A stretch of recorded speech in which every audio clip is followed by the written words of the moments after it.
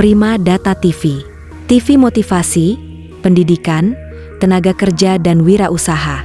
Prima Data TV, simak acara kami setiap hari Jumat. Acara kami yaitu tentang motivasi agama. Semuanya kami siarkan dalam bentuk YouTube di Prima Data TV. Prima Data TV, Future Education TV, TV pendidikan masa depan.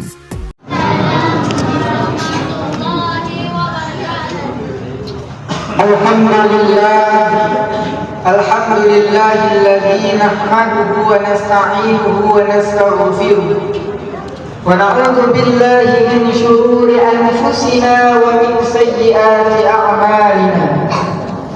May yahdihillahu fala mudilla lahu wa may yudlil fala hadiya lahu. Asyhadu an la ilaha illallah wahdahu la syarika lahu wa asyhadu anna Muhammadan abduhu wa rasuluhu la nabiyya ba'da amma ba'du. Faqala Allah ta'ala fil Qur'anil Karim, na'udzu billahi minasy syaithanir rajim. Bismillahirrahmanirrahim. Ya ayyuhalladzina amanu innamal khamru wal maisir wal ansabu wal azlamu rijsum min 'amali syaitan fajtanibuhu la'allakum tuflihun. Quran surah Al-Maidah ayat ke-90. Bapak-bapak, ibu-ibu sidang jemaah tarawih yang berbahagia, pertama kembali kita bersyukur kepada Allah dengan mengucapkan alhamdulillahirabbil alamin, yang mana berkat rahmat, berkat kesehatan yang Allah berikan, alhamdulillah pada malam hari ini kita bisa kembali berkumpul dalam bulan Ramadan yang istimewa. Kenapa Ramadan istimewa? Karena banyak ampunan yang Allah berikan di dalamnya. Kenapa Ramadan istimewa? Karena pahala dilipat gandakan oleh Allah di bulan Ramadan.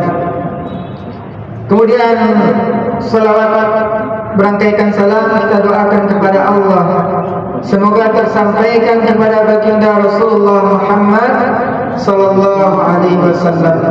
Allahumma shalli ala sayyidina Muhammad wa ala ali sayyidina Muhammad.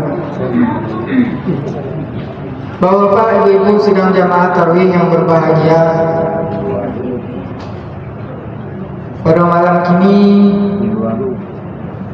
kembali Ambo yang memberikan atau belajar memberikan tausiah Ramadan pada malam hari ini, karena yang tadi malam Ustaz kita berhalangan hadir, dan kebetulan malam yang ke-14 ini di antara malam yang 30 bulan Ramadan ini memang jadwal tetap yang diamanahkan oleh Bapak pengurus.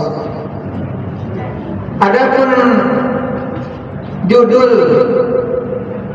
kita pada malam hari ini, yakninya generasi muda Islami. Ketika kita berbicara mengenai generasi muda, pasti yang terbayang adalah Pak Bu, anak Bapak Ibu masing-masing. Jadi sebelum awak masuk ke isi Pak Bu, ambo ni obat tanya kepada Bapak Ibu, tapi pertanyaan ko cukup dijawab dalam hati, karena itu merupakan rahasia Bapak Ibu. Dari sekian banyaknya anak yang dititipkan oleh Allah kepada Bapak Ibu, mana yang sebanyak anak? Sementara kita tahu Pak Bu, jika seandainya nanti singkai permintaan Bapak Ibu, 3 amalan yang tidak akan putusnya nanti ialah di antaranya adalah doa anak yang soleh. Jadi kira-kira Pak Bu, apakah kok nyampang sikit permintaan Bapak Ibu sebagai orang tua, apakah awak lain awak dapat doa anak yang soleh Bapak Ibu. Yang akan mengirimkan doa untuk awak minimal Al-Fatihah setelah sholat. Dibacanya ila hadratin Nabil Mustafa ila sa'iril muslimin wal muslimat wa khususan ila ruhil marhum ummi atau abi disabir nama Bapak Ibu. Itu yang akan kita harapkan nanti jika bapak-bapak atau ibu-ibu mendahului atau meninggalkan anak-anak. Bapak-bapak, ibu-ibu sidang jemaah tarawih yang berbahagia, terkadang kita sering menilai, oh anak siamu mada mana, yang anak awak apa itu. Ada sebuah kisah Pak Bu, mungkin Bapak Ibu sering mendengar kisah Luqman Hakim bersama anaknya. Suatu ketika Pak Bu, Luqman Hakim bersama anaknya hendak pergi ke pasar dengan seekor keledai. Jadi anaknya naik keledai sedangkan Luqman Hakim berjalan di sampingnya. Lalu di tengah perjalanan bertemu dengan suatu kaum tersebut berkomentar, anak yang durhaka. Inyo naik kata keledai, apa ini seluruhnya berjalan. Jadi mendengar komentar itu Pak Bu, Luqman Hakim naik beliau, turun beliau, disuruh anak beliau turun dari keledai tersebut berjalannya berdua. Jadi bertemu pula dengan suatu kaum, dan suatu kaum tersebut berkomentar juga, jadi keledai lain yang hanya berjalan berdua.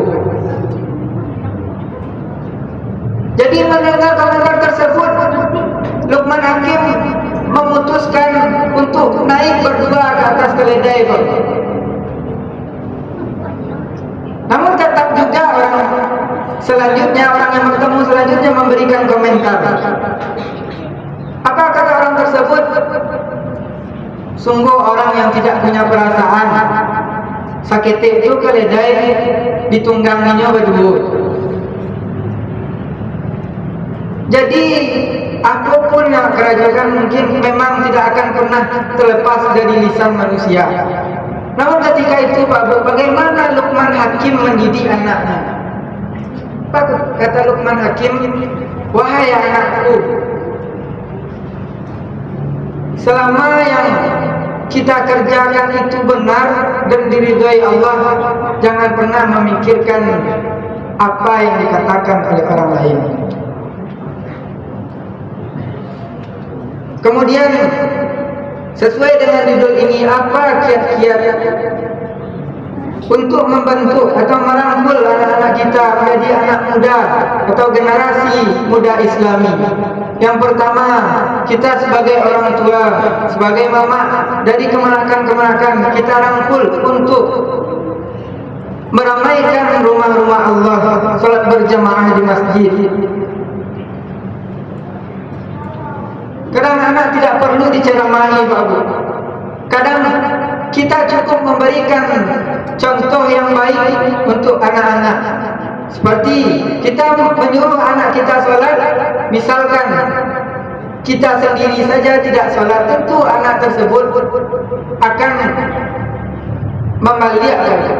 Jadi kalau tidak tempi kerati awak di anak-anak tersebut Pak Bu. Kemudian jika ada anak muda yang meramaikan rumah Allah, dihabiskan untuk menghidupkan rumah Allah, mengimarahkan rumah Allah dalam rangka salat berjamaah, mereka adalah orang-orang yang dibanggakan Allah kepada para malaikat. Jadi kuado Pak Bu dan bapak-bapak ibu yang mungkin ketika wajar ketika banyak orang-orang tua yang datang ke masjid, orang-orang sakit datang ke masjid, orang-orang pensiun, karena itu wajar. Tapi jika ada anak-anak muda yang meramaikan rumah Allah, itu sangat luar biasa. Karena di antara banyaknya pengaruh-pengaruh sekarang, kesibukan-kesibukan, ia lebih mencintai rumah Allah Subhanahu wa taala. Masyarul muslimin sidang jamaah tarawih yang berbahagia. Kemudian selanjutnya yang kedua, hati-hati dengan teknologi. Sebagaimana yang kita ketahui Pak muslimin, sekarang kita berada di era digital. Di zaman teknologi yang serba canggih, kita bisa mengakses dunia. Apapun bisa kita buka, apapun bisa kita cari. Tentu hal ini diibaratkan pedang bermata dua. Kita gantung Pak kepada orang yang menggunakan fasilitas tersebut. Banyak membawa dampak positif dan lebih banyak juga membawa dampak negatif. Contohnya Pak Bu, dulu misalkan awak menyupai ke suatu tempat, harus bertanya urus sepanjang jalan Pak Bu. Kau di mana rumah sianu? Banyak dari jalan, beko ada simpang ampek, belok kiri, belok kanan, beko ada batang jambu di situ, pakai sampian kandang ayam. Kan payah orang mencari Pak Bu. Kalau hari kini tinggal masih belok saya Pak Bu, beko di arahan 3 meter lain, belok kiri, belok kanan. Itu kan sebuah kemudahan pada zaman digital. Cuman banyak juga dampak negatifnya. Mulai hari ini kita tampak Bapak Ibu, betapa besar usaha-usaha orang kafir ingin menghancurkan akan Islam dengan menciptakan video-video yang tidak senonoh, dengan menciptakan aplikasi-aplikasi tidak bermoral, game online, game judi dan lain sebagainya. Jadi anak-anak muda ini Pak Ibu, anak-anak kita khususnya mesti perlu kita awasi Pak Ibu. Kalau tidak, dia akan terpengaruh dan terjerumus kepada zaman era digital yang sangat berbahaya saat sekarang ini. Kenapa Pak Ibu? Karena pada hari ini tontonan-tontonan tersebut akan menjadi tuntunan bagi anak-anak jika tidak bisa memilih dan memilahnya. Di zaman dahulu mungkin yang menjadi merusak pikiran anak-anak mungkin salah satunya adalah televisi. Tapi sejahatnya televisi Pak Bu, masih ada badan sensor nasional untuk membatasi siaran-siaran tersebut. Namun ada yang tidak terkontrol Pak Ibu, adalah handphone yang umumnya anak-anak muda pada saat ini punya semuanya. Bapak-bapak, ibu-ibu sidang jamaah tarawih yang berbahagia. Kemudian yang ketiga, untuk membentuk generasi muda yang islami ialah hindari judi. Seperti yang disampaikan tadi Pak Bu, sekarang adalah era digital yang sangat berbahaya.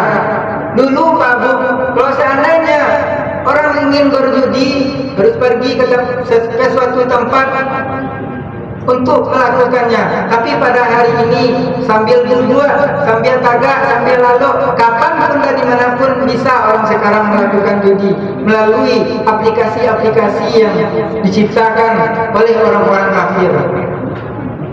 Perlu kita ketahui Pak Bu, tidak ada yang namanya orang yang kaya dengan berjudi. Tapi kalau orang yang gila karena berjudi banyak Pak Bu. Orang yang bunuh diri karena berjudi banyak. Orang yang cerai jauh ini karena judi banyak. Namun akal sehat kok ditutup oleh setan Pak. Karena